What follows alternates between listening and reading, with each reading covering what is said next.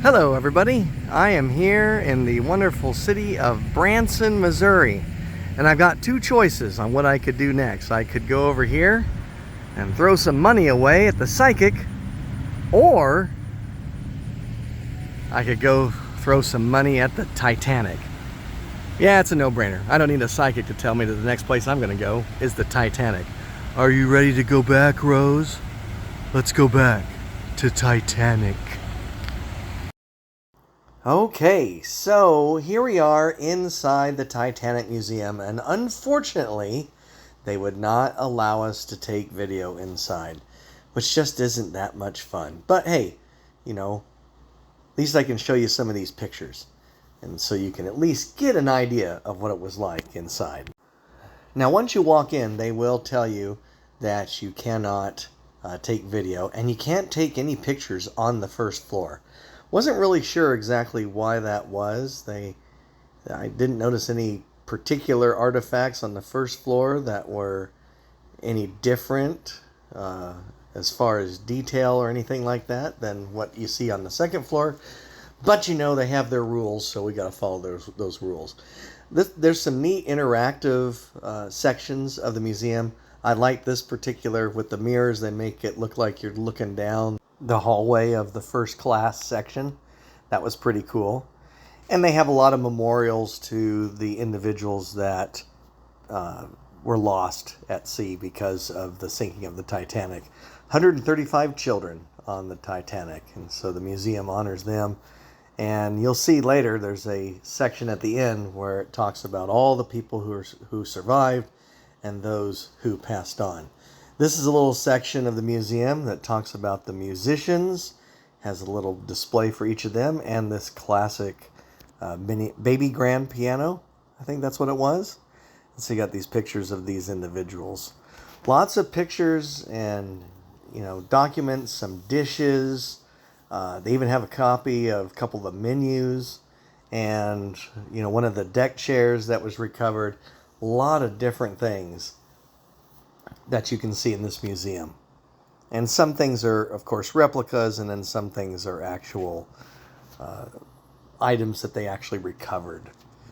Lots of stories, personal stories from the survivors that you can read about as you're going through the museum. So it's a very nice museum, and it's appropriate for the entire family. Here you have a few life jackets on display, and a little bit of information about individuals who were on the ship. That's spread out through the whole museum. A lot of personal stories, information on those who survived and those who didn't. Really like this part, the captain's bridge, and it's a replica of the bridge.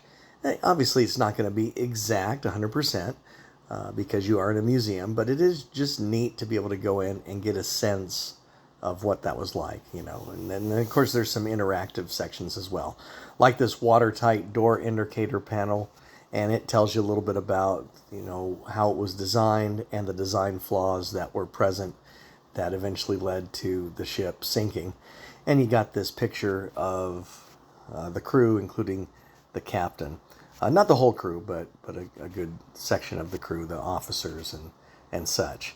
Here's another shot of the captain's bridge, and you can turn that wheel, and kids can kind of play around with some of the stuff, and you've got lots of opportunities to take pictures.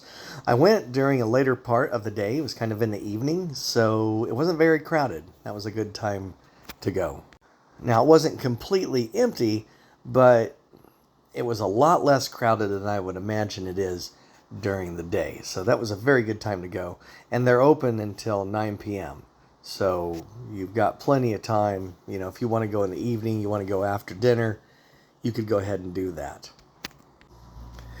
Now, after you finish with this section, you can go outside. Well, you're not really outside, but they have the air conditioning cranked up really, or cranked down. How do you say that? Anyway, it's really cold. And so it's cold in this section to give you the feeling that you are actually outside on the deck. And so you can kind of look at the stars. And I was kind of hoping you could look out there and see like the iceberg, but it's not like that. I thought that might be kind of neat. And then you walk into the next section. They talk about the iceberg being right ahead. They talk a little bit about that whole situation and give you some more of the history. On the first floor, where you're not allowed to take pictures, they have this really good diagram that basically shows the dates, and it's a big map of the Atlantic Ocean, and it's the dates and the stops, and you can push buttons and it lights up and it shows you this is where the Titanic was on this date, and here's where it struck the iceberg, and approximately where it sank, all that kind of stuff. So that's pretty neat to be able to see that, and lots of artifacts on that first floor. There's a display here about the children of the Titanic. They do have this video playing, which actually appears in the movie Titanic. And that was one of the neat things about this, is as you look at the history and here's a replica of a part of the hull right there that you can actually touch. And that's what's great for the kids. Kids can touch a lot of these things. Some of it is hands-on, so that's pretty neat. But one of the neat things about this is that you remember the movie by James Cameron, Titanic? Well, in that movie, even though it is a fictitious story, you can see when you look at these historical artifacts just how much they did try to make sure the costumes and the designs of everything and the artifacts actually matched historically with what people wore and what they actually had on the ship. This was a neat section where you experience the sloping of the deck, and you can actually get on there. Tells you it has 3 different sections. The first was the 12 degrees slope. That's about 1:50 a.m. and it gives you a little bit of information on each thing, and of course you can climb on it and you can step on it, and that's really good for the kids. It's neat for adults too. 30 degrees slope, that's about 2:05 a.m. and you get on there and you try to stand and hold on the railing, and it gets really difficult. It's really difficult to do. So it gives you a sense of what that must have been like, how scary that would have been. And finally, the 45 degrees slope, that's about 2:18 a.m., where the breakup process is beginning, and the ship's light blink once and then go out. And I kept thinking as I read a lot of these things, oh, here's a good shot of all 3 of those sections. But I kept thinking as I went through this museum, and you look at these different exhibits, how frightening that would be to be in that situation. Here's a replica of a lifeboat, and the neat thing about this section is that you can go and you can sit in different parts of the lifeboat, and they have a little bit of a display there. You push the button and you hear a story from a survivor who was actually in a lifeboat, and I really got a kick out of that. So you can see the different stations there, and you sit there in each station, hit the button, and you get a story, and it's really something. And they talked about here's another shot of that. They talked about hearing the screams, and it brought me back to the movie, and how the movie does a pretty good job of portraying those things and giving you that sense of what that might have been like in that situation. This was a neat display. This is towards the end, and where you can actually feel the cold water. How cold was the water, which was 28 degrees. And that's really cold. 28 degrees, and within a few minutes you'd be getting hypothermia, and probably about 5 to 10 minutes, one of the workers told me, you'd be passing out and dead. The sign said 20 minutes, but then you think about how cold it was outside. 28 degree water, really cold. About 32 degrees, and you're breathing in that, and your breathing gets shallow, and doesn't take long for you to have some trouble with that and start and pass out. You have hallucinations, and then you finally pass out and basically die in your sleep. And that's the last part here. Talks about the survivors' wall of stories. The section you were just looking at was talking about those who survived and those who didn't survive. And you get a boarding pass when you come in, and it has a name on it of someone who was on the ship. But I got a crew member, and then you can at the end find out whether you survived or not, whether the individual whose boarding pass you have, whether you actually survived or did you not make it. And sadly, I did not make it.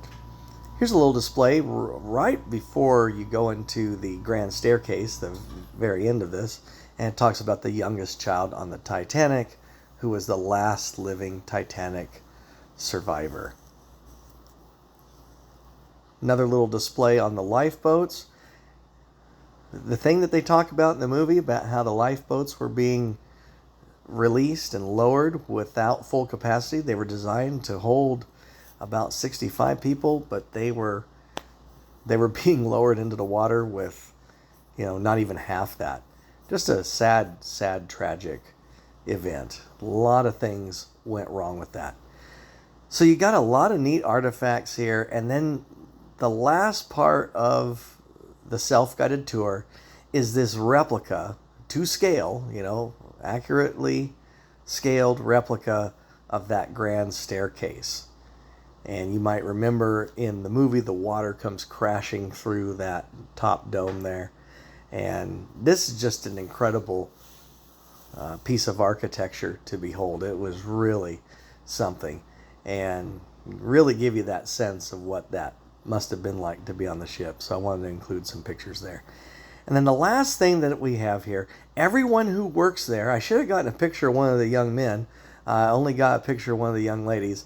But everyone who works there at the Titanic Museum is dressed in actual historically accurate attire of what the crew members would have been wearing on the Titanic. And that was really neat. That was a nice added touch. And so the young men are wearing their uniforms as they would be wearing those as they were on the Titanic. And then I have a picture of a young lady who let me take her picture, and she is wearing one of the outfits. And every individual who works there is dressed in this way. And that was just a neat touch. So even though we didn't get to record, hopefully you still enjoyed these pictures. Well, there you have it, everybody. That was the Titanic, world's largest museum attraction. Well, maybe not the world's largest, one of them, because there's one of these in Pigeon Forge, Tennessee as well. Is there a third one? I think there might be. At least I know of this one and the one in Pigeon Forge. And so, yeah, for a relatively hefty fee, you're gonna go in here. It's neat. It's neat to see this, but it's gonna cost you about 40 bucks to go. They got a lot of artifacts in there, as you saw in the video, and a couple interactive things. And if you're, a real history buff, or you're just you love the Titanic, a lot of people are fascinated with the whole Titanic thing anyway. This would be worth a visit. Here in Branson, Missouri, unfortunately we were unable to take video inside, but hopefully you enjoyed those pictures that I was able to share with you. Well, I'm staying a whole nother day here in Branson, so we'll see what kind of trouble I can get into tomorrow. Hope you enjoyed it, everybody. We'll see you soon.